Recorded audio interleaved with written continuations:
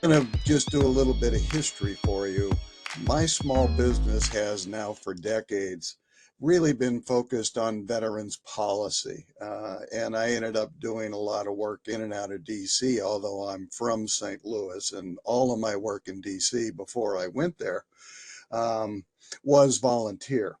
So anyway, I want to make it clear as well that my expertise is policy, and I look at policy as the overall structure that initiates the kind of process steps that are necessary for the men and women on this call to successfully navigate contracting opportunities, secure those contracts, and then deliver the product or service. So I'm thankful that you all are trying to do that. And the experts on this call about that process are Walter and the OSDBU and the VBOX and so on and so on. I think most of you already know that. I want to start with just a touch of a history thing because I think it's important for the context of this kind of work. After World War II and then during the Korean War, there were two GI Bills created. And in those GI Bills, over the first 30 years of those GI Bills, the VA provided more than 300,000 small business loans to veterans who had returned home from their wartime experience. Uh, and in 1974, that 30-year mark, Congress rescinded that authority because for my generation of veterans, as we came home, in 1974, the VA guaranteed two small business loans for veterans. So we went from an average of about 30,000 loans a year um, to two. And Congress rescinded that authority. Now, my job through my local community not-for-profit that we started in the early 70s, I ended up as the executive director and wrote all the grants and managed all the staff and the work that we did. And that began to include entrepreneurial veterans and some coordination with the SBA district office in St. Louis. And that led to some program and policy stuff because I ended up as a contractor to the White House, to the Department of Labor, to the Veterans Administration, to other federal agencies, the FDIC and others because of my experience and expertise working with veterans. Now, when I got to SBA, it took us 25 years to get the Veterans Entrepreneurship and Small Business Development Act ginned up, drafted, introduced, and then passed. For 24 years of those 25 years, members of Congress blocked us.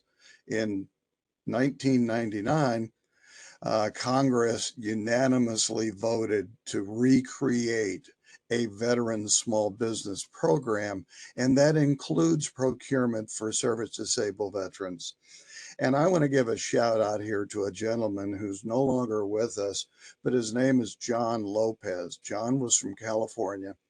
And John is the reason there is a disabled veteran contracting program in the federal government. I don't think without John we would have gotten that done. And his effort was based on a state model that he created in California in 1987. And John and I became friends and mentors to each other. So, anyway, when I got to SBA in 2000, one of the things that I did was I dug back into the history of how SBA came to be created and what were the authorities. Because when you become a bureaucrat, I had been a excuse me, I had been a small business owner prior to that. When you become a bureaucrat, if you don't have quote authority, you can't really create program activity. So the law gave me a whole range of authority, but SBA had authority way beyond what I ever understood before I got there. So I ended up going back to 1932 and what was called the creation of the Reconstruction Finance Corporation. And that Reconstruction Finance Corporation was utilized by Congress during World War II and during the Korean War to create federal corporations who played a role in ensuring that our nation maximized small business involvement in DoD procurement for the war efforts. So as I dug back into that history, that's when I began to understand this is where contracting opportunities started for small businesses in America. And in those days, up until the late 1950s, diversity wasn't defined as ethnic or race or gender or background. It was really a geographic diversity. The authorities contained in the Reconstruction Finance Corporation were all moved to the SBA when it was created in 1953. And then in 1958, those authorities were entered into specifically what's called Section 8 of the Small Business Act, not to be confused with the 8A program, which is an entirely different piece. So anyway, that history became very important to me because as I worked at SBA and as we created the Disabled Veterans Procurement Program government-wide, I thought, and I still believe, that SBA misinterpreted the procurement authority for veteran small businesses. So one of the things I'm working with Walter and others on now is how do we resurrect that dialogue and discussion about taking what is a unique authority at VA today, specifically for veteran small businesses, in addition to the Service Disabled Veteran Small Business Program.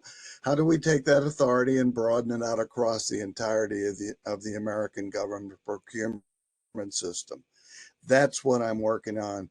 And it's mostly because I'm twice retired now. It's mostly my hobby as much as it is anything else.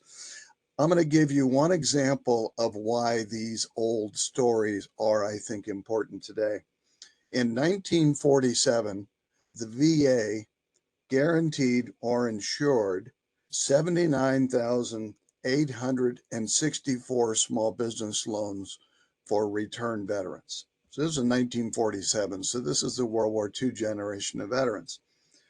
In 2017, some 70 years later, the VA guaranteed 3,661 loans for veterans. So in 70 years of progress, we went from almost 80,000 small business loans a year guaranteed by our government when we come home to, for my generation and your generation, less than 4,000.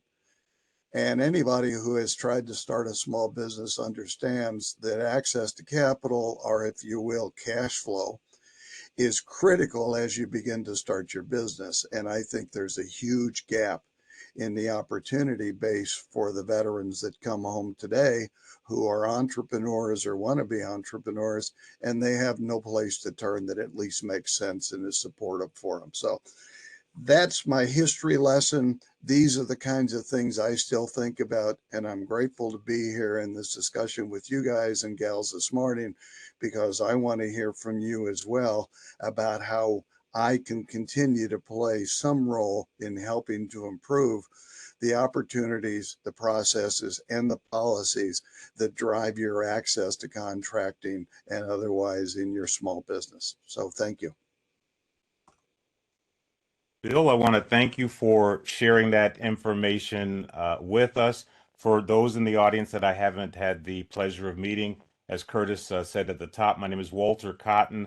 I'm a disabled veteran business owner like yourself, turned advocate. And today we're going to get an opportunity to peek behind the curtain and talk about some strategies that will accelerate the growth of your business. We're really leaning hard on that requirement for maximum practicable utilization and contracting for the federal government. And for those of you who are not aware, maximum practicable utilization is actually the policy of Congress as it relates to interfacing with our small business community. And there's a long history in terms of why that's there, and we can talk about that in another webinar. But for this webinar, I want to talk to you specifically about how you get your guns, lawyers, and extra ammunition marshaled and ready for the ascension into the new 5% goal that Congress saw fit to make available for our disabled veterans. And for those of you who are not aware of that particular action, as a part of the 2024 National Defense Authorization Act, Congress sought to reward Bill Elmore's great work in terms of helping the service disabled veteran business community achieve the 3% goal in record number by expanding it to 5%. One of the challenges that most veterans have had as they've worked through this particular process, and you guys will have to excuse me as I try to make sure I got these logistics right. Okay. I can see that we're going to have to rotate these views, but I'll get that done for you. Um, what the Congress did was Congress said, hey, let's make sure that these men and women who have borne the battle have fuller access to contracting opportunities. And again, rewarding the success, all right, that Bill Elmore has created. And so, what I'm interested in doing is making sure that our veteran community is operating from a better believable dream. And that better believable dream in federal contracting has everything to do with us as a community learning how to become bigger small businesses, right? Because at the end of the day, no one will argue the fact that our government and our acquisition process is large business centric. You guys have heard that old adage, no one ever got fired for hiring IBM. And as a result of that particular condition, the default in most cases in contracting has been towards large or other than small businesses. We as a community benefit by learning how to become bigger small businesses because what that does is it empowers us with the ability to bring the full weight of the existing settled law that produces advantages for us in contract capture. And I'll ask you guys to please humor me as I go through the process of rotating these slides to make sure that they render correctly. But those bigger small businesses have the ability to organize themselves into business units, or should I say enterprises, that look like what you see on the screen.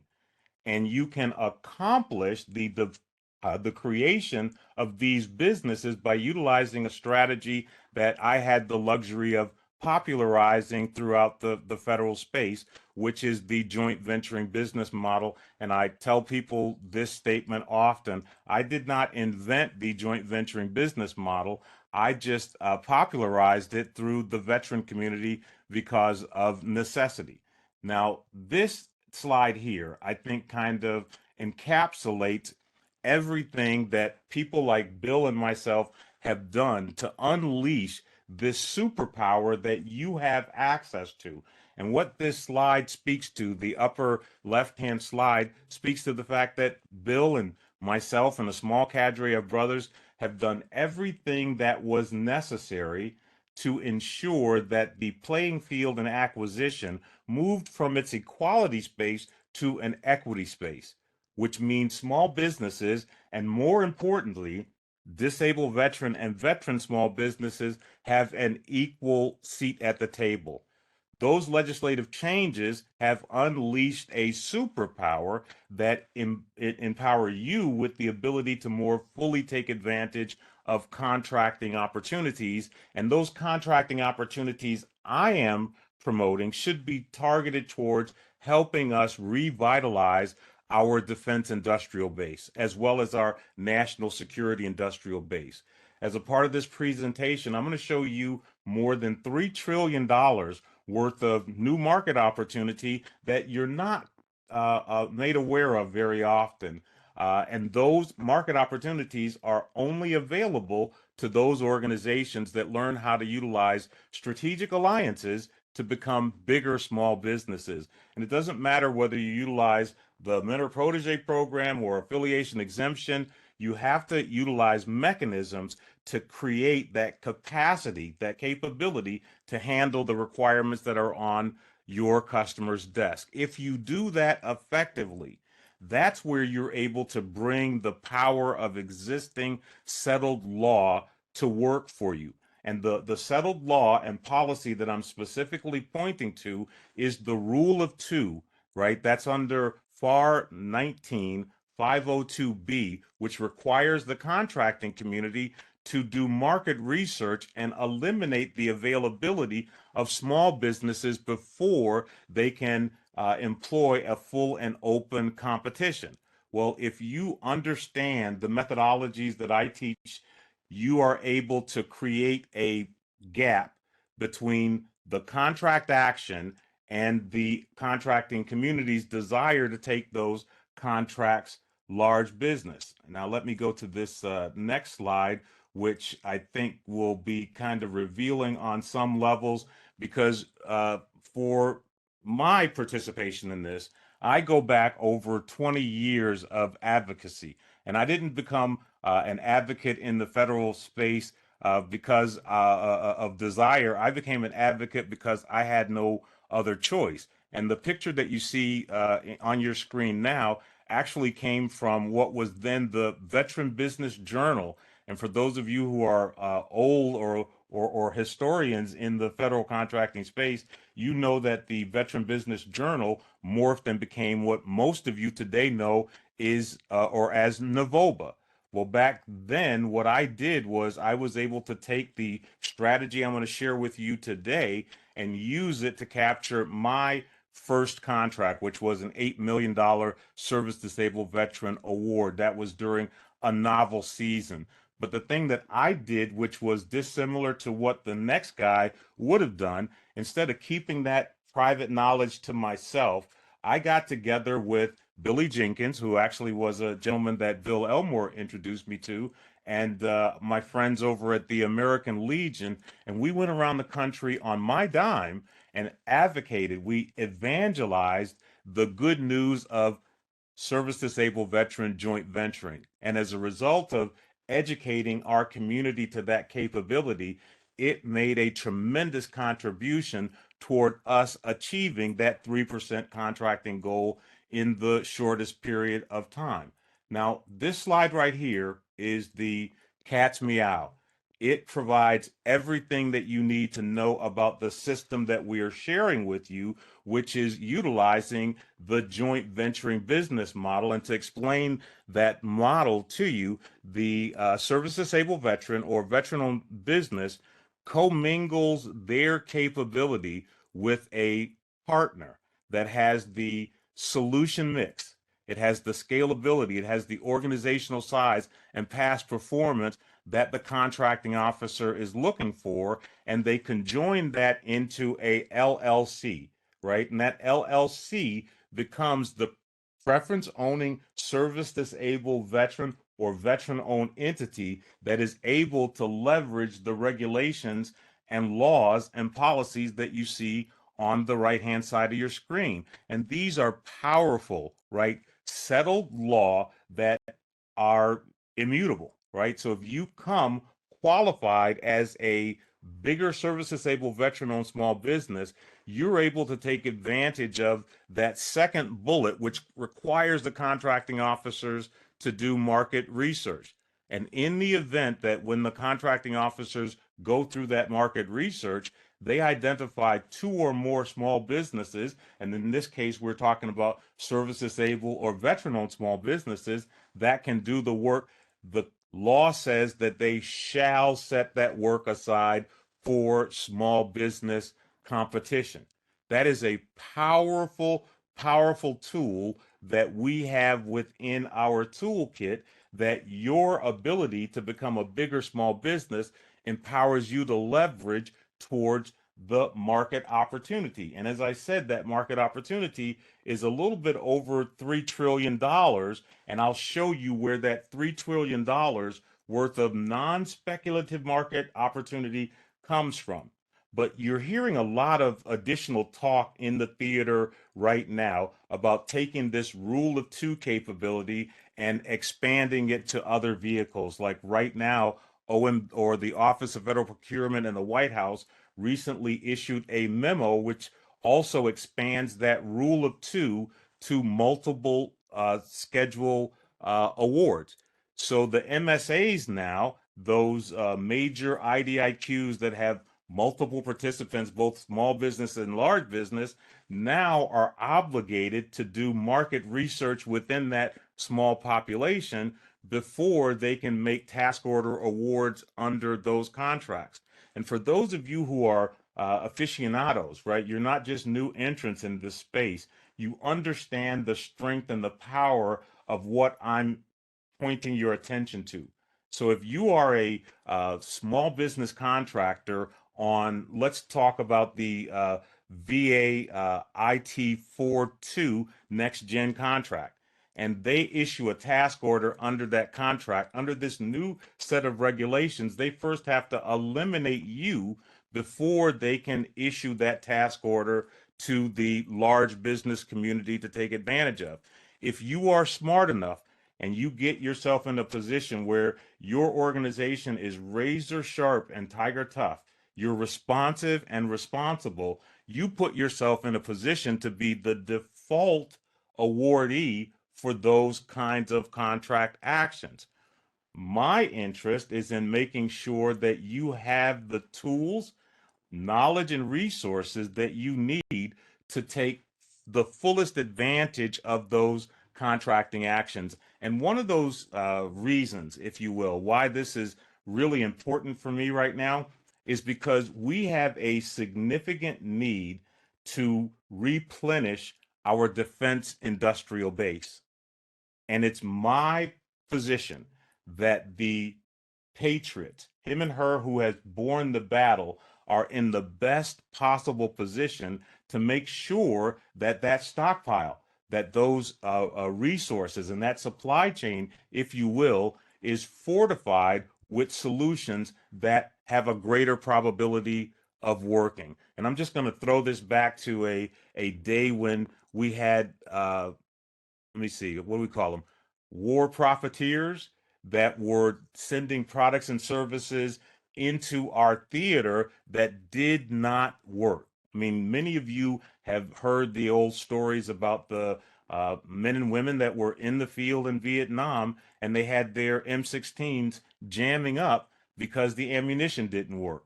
Well, I'm trying to ensure that as we move forward in replenishing the stockpile, it's being replenished by men and women who have an empathy for our servicemen and women that are in the field.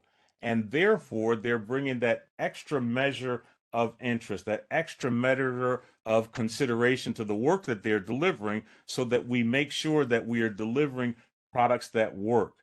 Your opportunity is to get your arms around this strategic alliance building capability and create a bigger small business that has diversified capabilities that allow you to meet your customer at their point of need. And what I mean by that specifically, you guys have probably heard that old adage that says the easiest pathway to success in business is to identify what your customer doesn't want to buy from you and stop trying to deliver that to them rather. In this instance, what our customers want, our customers want a risk reduced award option, meaning they want to be able to award a requirement, fire and forget, and not have that award come back to them in the form of a protest or anything that would delay the continuation of the mission.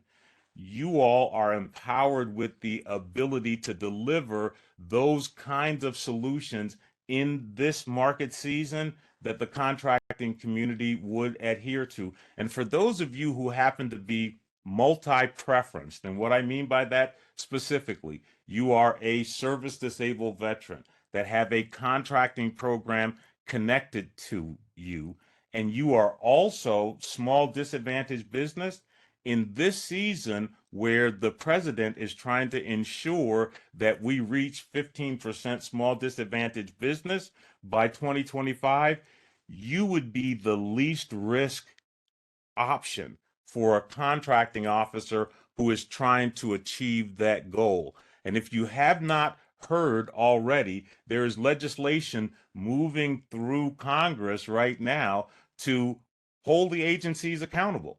to hold the agencies accountable for not meeting these goals by pulling them up on the hill and causing these stakeholders within the agencies to testify and explain why they are not meeting the goal. So at the end of the day, what I'm pointing your attention to is the fact that you have a superpower that is supported by existing settled law. And if you understand your rights under these uh, provisions of law, and you can organize yourself in a way that you meet the needs or the requirements that are within your customer's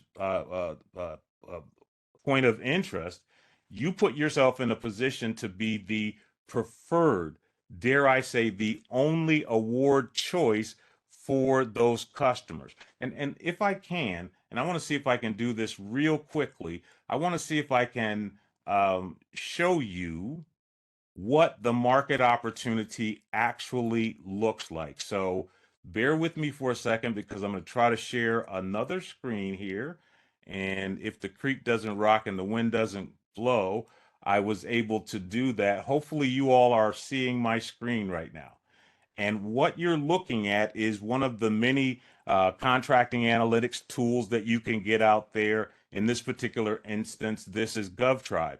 And so if I ask this GovTribe solution to go out and bring back to me the agency which I'm interested in, and in this instance, it happens to be the Department of Veteran Affairs, and then I'm going to ask this system to do something that you're not often told about. I'm going to ask this system to bring back to me those contracts that are coming up for recompete in the next 3 years. Why am I looking at contracts that are coming up for recompete? Because these contracts represent something other than that speculative stuff. And as you can see on the screen, I'm asking the system to look out 3 years and bring back to me those contracts that were already awarded. Listen to this now, folks, that have to be put back in service in order to continue the mission. So if I ask the system to give me a report and show me a graphic look at what kind of a numeric opportunity exists just within the VA for these opportunities, the system brings me back a little bit over $243 billion worth of contract opportunities. I can subsequently take these contract opportunities and I can look at them by industry so that if I wanted to, target this population by industry, the system will allow me to target it by industry. And I'm going to stop looking at the tree view. I'm going to start looking at the table view so that you can see the industries that deliver the kinds of contracts that you may be working in. But the most important view that you want to have of this information is the set aside view. And you want to have that set aside view because what you're interested in defining is what portion of the VA spend was not set aside. And the reason that you want to understand that is because the strategy that we talked about earlier, that strategy you can most completely employ against this spend. And so in this example, what we see is the VA as an agency has a little bit over $241 billion worth of contracts that are coming up for recompete. And that's this first line right here that was not set aside when it was awarded. That means if you are proactive and you can get out in front of these requirements when they come up for recompete, you are now a bigger small business that's standing in the gap. And therefore, you're able to utilize the advantages of the settled law that I talked to you about a little bit earlier.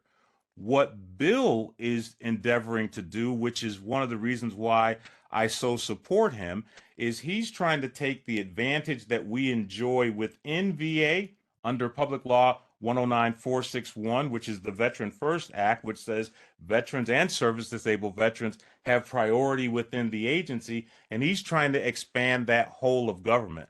So if I take this report that we're looking at right here and I say, what does that number look like whole of government?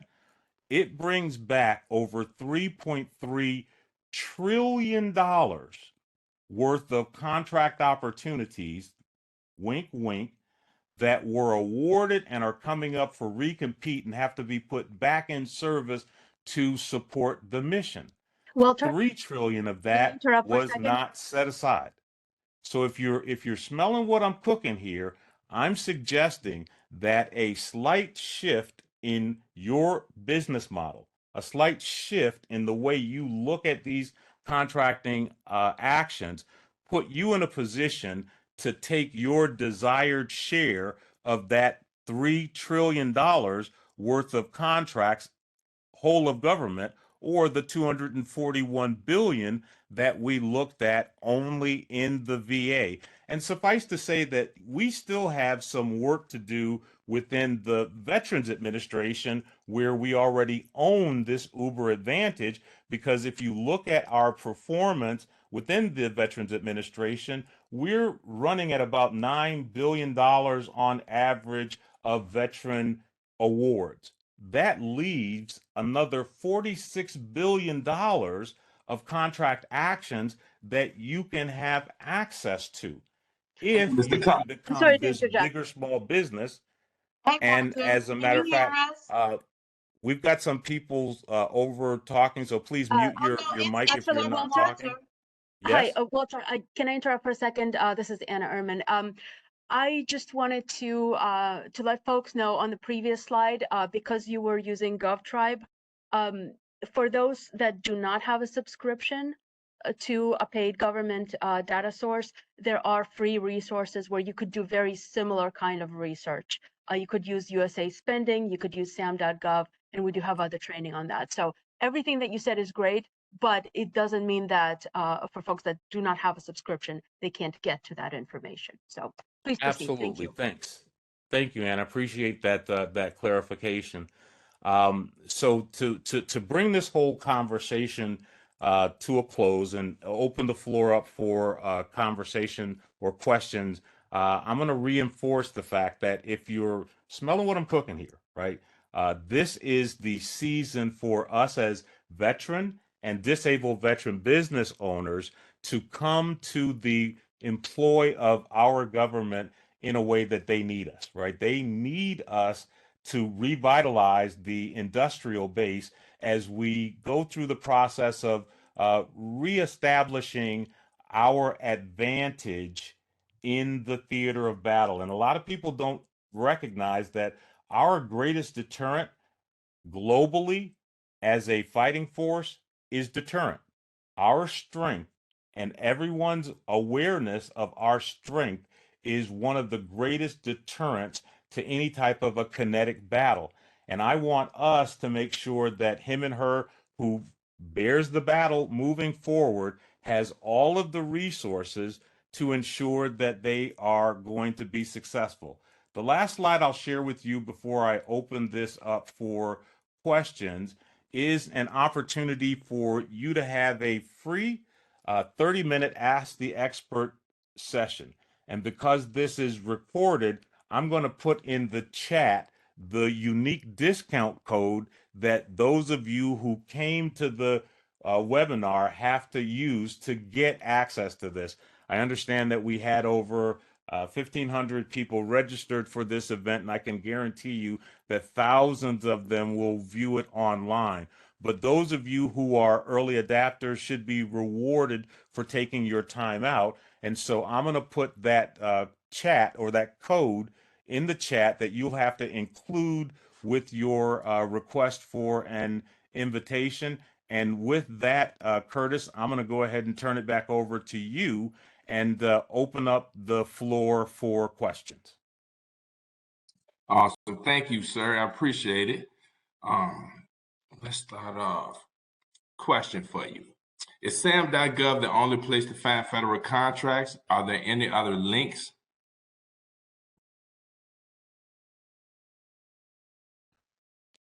sam.gov the only place to find federal contracts?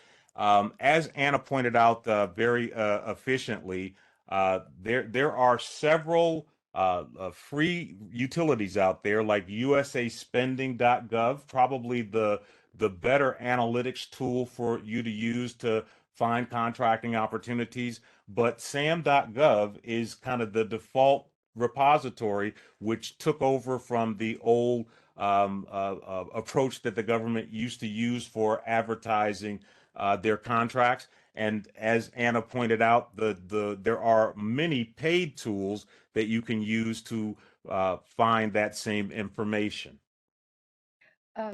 Thank you. So this is Anna again. So SAM is the system of record, as Walter said. Opportunities over $25,000 that are in the open market do have to be posted there.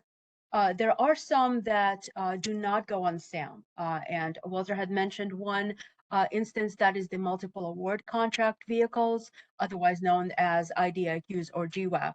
Those are pre-negotiated contracts, so opportunities for task orders under those contracts are only made available to those contract holders.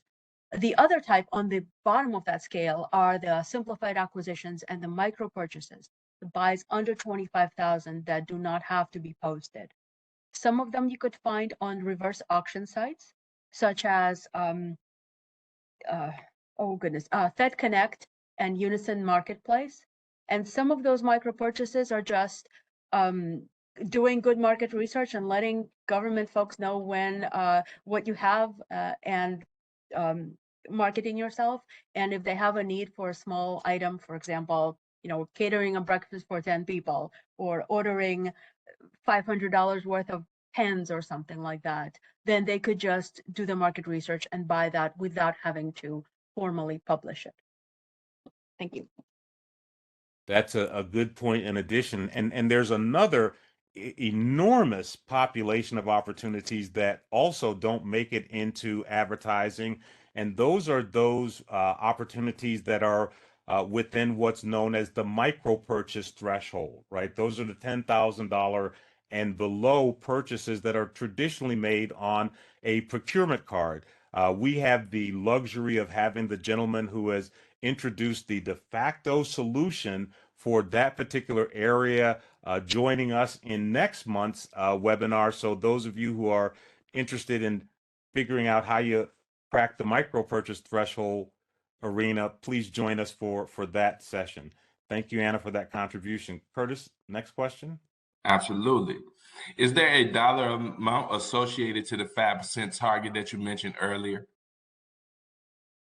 No, there's not a specific dollar amount. It's 5% of the budget that the federal government lets on an annual basis. And because that fluctuates depending on the budget and appropriation, there is no specific number. But you can say that on average, it's turning out to be, somewhere near about $300 to $500 billion that are let on an annual basis. Thank you. How do you suggest that consultants who work with VOSBs best advocate for and assist them? How do consultants best advocate for? Well, the advocacy space is a totally different space from assisting veterans. So when I think of advocacy, I'm thinking of reaching into the regulation, reaching into the legislative process, and changing the regulations so that they accomplish the goals that we need to accomplish. Like, for example, when there was an issue vis-a-vis parity in government contracting, we had to work with the House and the Senate to get them to issue new bills that would address that particular area. So from my point of view, if you are a advocate for disabled veterans and you are also a consultant, that would put you in a position to have access to our strongest weapon, our strongest tool in the legislative process, which is the Veteran Service Organization community. Our VSOs, whether it be the American Legion, right, the Disabled Veterans of America, and I could go on and on and on, are very respected on the Hill. So if you're a consultant and you don't have access to a VSO to help champion the issue that you're looking to drive for veterans. You're trying to run a race with one leg. Thank Next you. question. Somebody asked, will the slides be available after the webinar? Yes, you will receive a copy of the slides and the recording by tomorrow morning. Thank you. Excellent. And I did have a survey that I wanted to try to get an understanding of. And so those of you who are still with us, if you don't mind answering these questions in the chat. The first question that I wanted to get an understanding of was, how many of the participants on the call are new entrants, meaning not registered in SAMs, right? But you have a strong interest in government contracting. Please indicate that in the chat. The other thing that I wanted to understand is how many of the participants are veteran-owned small businesses versus service-disabled veteran-owned small businesses. We need that information for some work that Bill told you we're doing on the Hill with our congressional stakeholders. And then the last two questions that I would like to get an understanding of is, how many of our veteran-owned or disabled veteran-owned small businesses have graduated their primary NEXT code? How many have graduated their primary size standard? And the reason that I'm interested in that question is because you all represent good, strong strategic alliance partners for the new entrant service disabled veterans.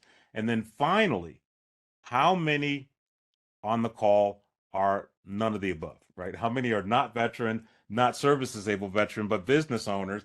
And the reason I want to understand that is because we always have a number of other than small businesses that are lurking and learning at these events. And we want to capture them so that we can marry them up with the right service disabled veteran or the right veteran owned small business to go out and take advantage of some of this market share opportunity. Next question. Thank you. Next question.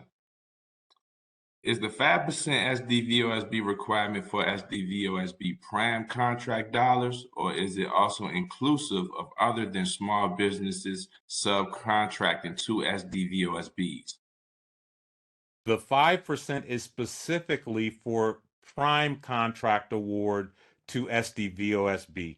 There is also a subcontracting goal, but the 5% increase is specifically for prime contract awards to SDVOSB.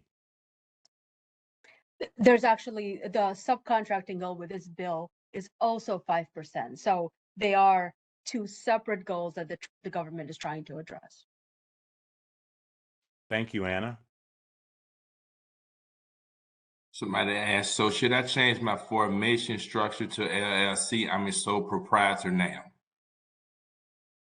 It would be my recommendation that you get together with your advisor, your consultant, and your consultant would help you with this, because changing your primary business operating model may not be necessary for you to take advantage of the strategies that we're talking about, because in order for you to utilize that strategy, you would have to create a new LLC with your partner that has capability and capacity. And let me give you an indication of what we're seeing as trends in the space right now. I currently have a $5 billion tribal concern that is aggressively pursuing relationships with our service disabled veterans because of all of the activity that they're seeing around the threats that they're experiencing because of things like the Ultima lawsuit on the 8A side of the equation. So at the end of the day, this is a very good season for service disabled veterans that are agile and have an interest in moving into the directions and the value thresholds that their customers are looking to do awards in, to be pulling together relationships with other than small businesses that want to take advantage of your status and your access to the market. Thank you. Are there any resources that can help with responding to RFPs?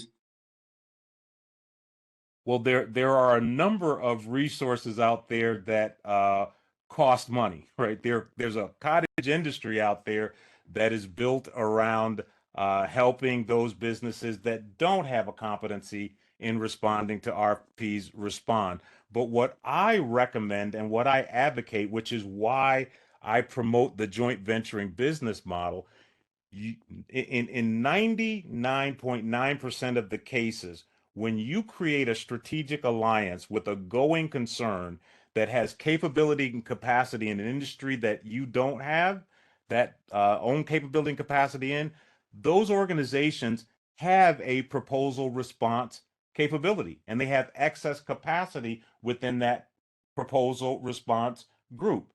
And so leaning on that capability is one of the other ways for you to acquire a real and proven competency in proposal response without taking the risk of having to hire someone that may not get it right for you.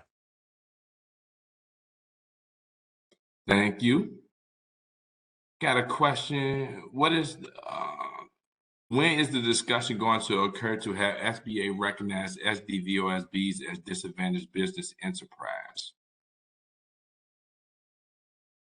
Wow, now that's a tall one for me. I don't know that there is a current effort underway right now to have service disabled veterans at large recognized as small disadvantaged enterprises. I will tell you that there are certain conditions that service disabled veterans find themselves in that afford them access to that designation, whether it's a result of their percentage of disability or the like. But I am not aware of a uniformed effort right now to cause service disabled veterans to be also designated organically or natively as small disadvantaged Yeah, businesses. Walter, if I might jump in here, a couple of insights from my 12 years inside SBA.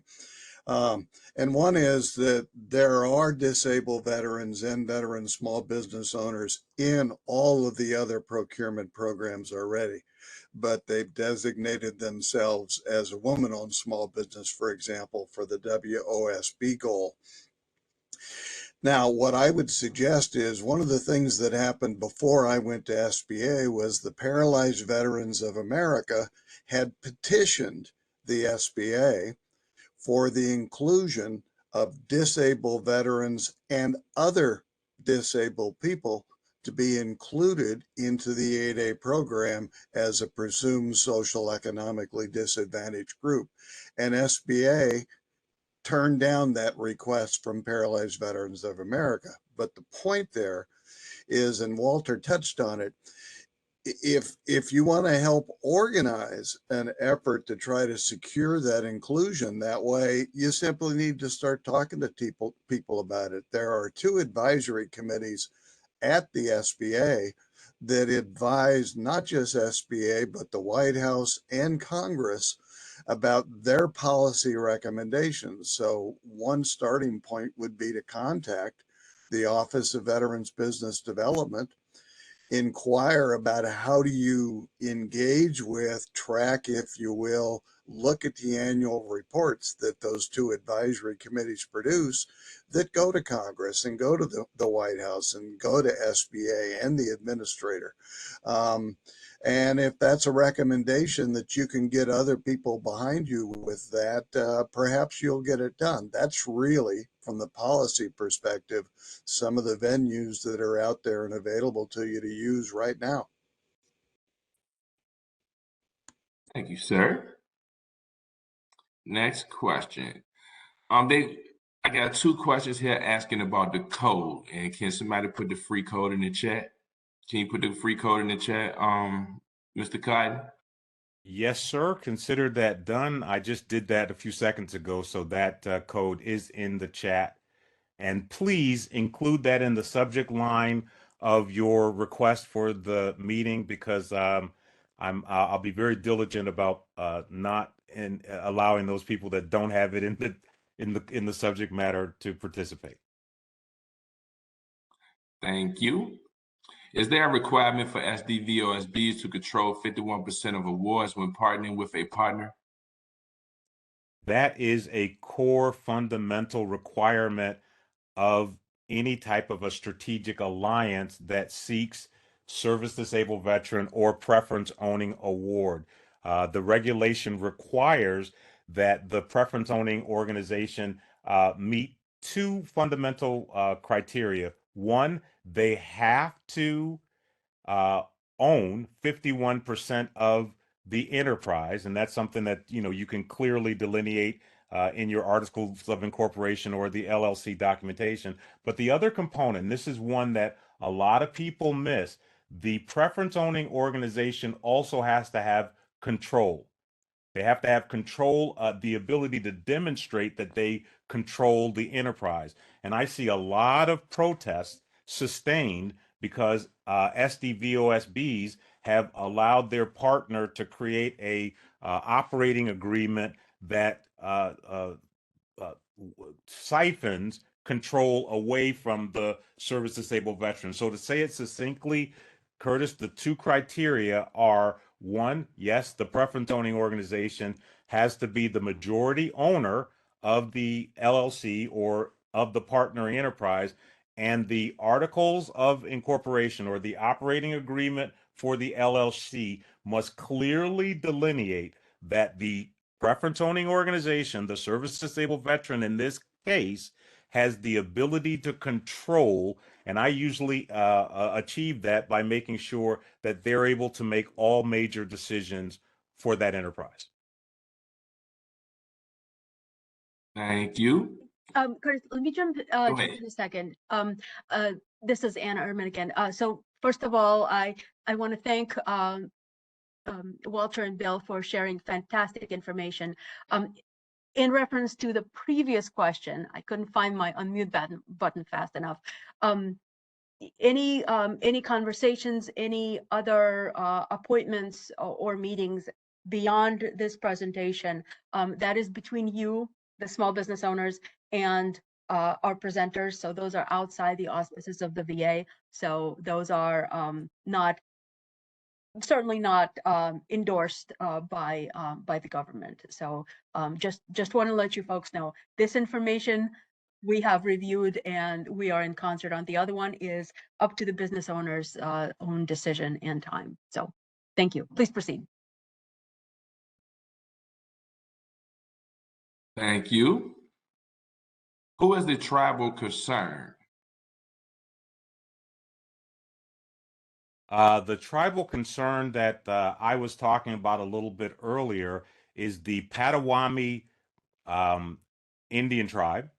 PBDC, we affectionately refer to them as, and you can, Google them to find the PBDC federal group, and you'll see an organization that has robust capability and capacity in multiple industries. And we currently have them set up with 2 service disabled veteran partners, but they're looking for an additional 20. So the Potawatomi Business Development Corporation is the tribe I mentioned in my statement. Thank you.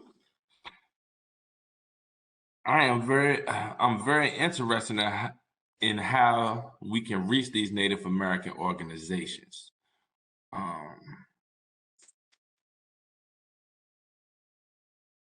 How can I get help with obtaining a mentor or someone who can assist me with the process?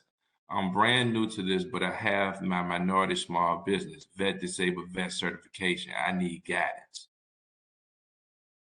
Well, I would say that you would be a great candidate for that free half-hour session that I offered for discovery. And, I'm a straight no chaser kind of guy. So I'll give it to you straight. If you're a good candidate for a tribal connection, I'll let you know that. If not, I'll send you down a remedial course where you perhaps identify non-tribal small businesses that don't own your preference, wink, wink, that have an interest in scaling in the industry that they're in. And those organizations might be a better starting point for you to start building your competency in leveraging the strategic alliance capture model. There are also other resources available depending on your question. Obviously, with VA related, how to do business with the department. That's something that Wendy Curtis and myself could help you with. So please let us know. There are also SBA provided resources, the Veterans Business Outreach Centers, the Small Business Development Centers, Women's Business Centers, and of course the Apex accelerators that are funded by DoD that have training and counseling available to you as well. So build your industry network, build your mentor network with multiple people that could assist you in your journeys. Thank you, Anna. And thank everyone today. That's all the questions we have for the moment. I appreciate everyone's time.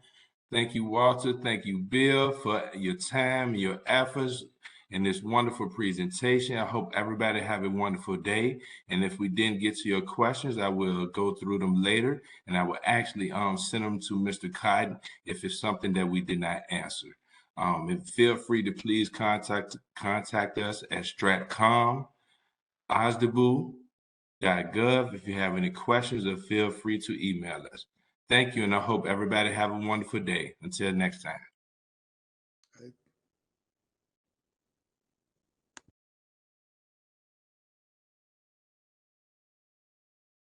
Good morning, good afternoon, good evening to my global audience.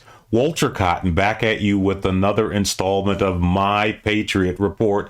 And today I have somewhat of a treat for you.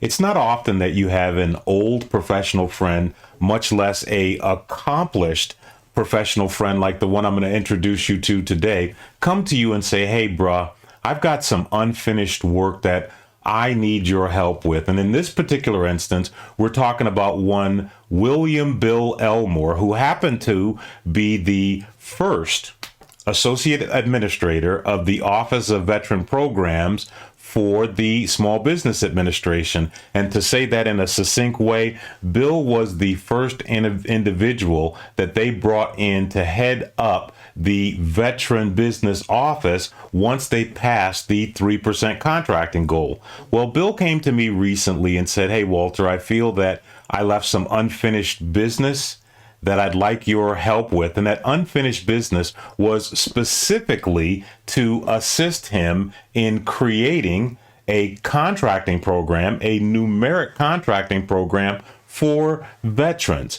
Bill lays out the case for this error of omission and why we would benefit as a nation by taking the steps and actions necessary to ensure that him and her who bore the battle has the ability to help this great nation solve its supply chain challenge and shore up its defense industrial base. I'm going to use somewhat of an explainer video approach to this interview only because the information, the content is so rich that only the most efficient, right? Only the most learned contracting professionals would be able to follow some of the nuanced subjects that Bill is going to lay out. But be all that as it may, this is my opportunity to share the process that we go through when we establish new rules, laws, and regulations. Enjoy, or should I say, join me in welcoming Bill William Elmore to the conversation.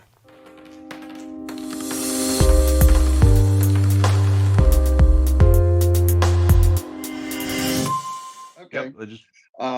So to me, what the lack of specific inclusion of veterans, and it does go to all the things you and I are concerned about and have talked about, and that is the role they play in our American small business supplier base and so on and so on. But what it tends to do by not including veterans fully at the table is that it undercuts the honor due to this community of patriots who stepped up and defends our system and our